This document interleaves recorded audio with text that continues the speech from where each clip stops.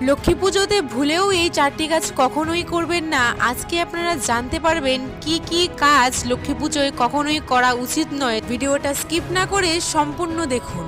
প্রথমত, মা লক্ষ্মীকে কখনোই তুলসী পাতা নিবেদন করবেন না, এতে আপনাদের জীবনে চরম দারিদ্রতা নেমে আসতে পারে, লক্ষ্মী হবেন রুষ্ট। কিন্তু মা লক্ষ্মীর সাথে যেহেতু ভগবান নারায়ণের পুজো করতে হয়, না হলে মা লক্ষ্মীর পুজো কখনোই সম্পূর্ণ হয় না, তাই নারায়ণকে কিন্তু তুলসী পাতা আপনাকে অর্পণ করতেই হবে এবং সেই তুলসী পাতাটি আপনাকে পূর্ণিমার পূর্বেই সংগ্রহ করতে হবে। এর কারণ পূর্ণিমাতে তুলসী পাতা তোলা নিষেধ। দ্বিতীয়ত, মা লক্ষ্মীর পুজোয় কখনোই ঘণ্টার ধ্বনি ব্যবহার করবেন না। ঘণ্টার ধ্বনি ব্যবহার করলে আপনার জীবনে কিন্তু চরম সংকট নেমে আসবে। তৃতীয়ত, মা লক্ষ্মীর পুজোর সময় কখনো লোহার জিনিস ব্যবহার করবেন না বা লোহার বাসনপত্র ব্যবহার করবেন না, কারণ মা লক্ষ্মীর পুজোর সময় লোহার বাসনপত্র বা লোহার কোনো উপকরণ ব্যবহার করলে সেই স্থানে মা লক্ষ্মী কখনোই বসবাস করেন না।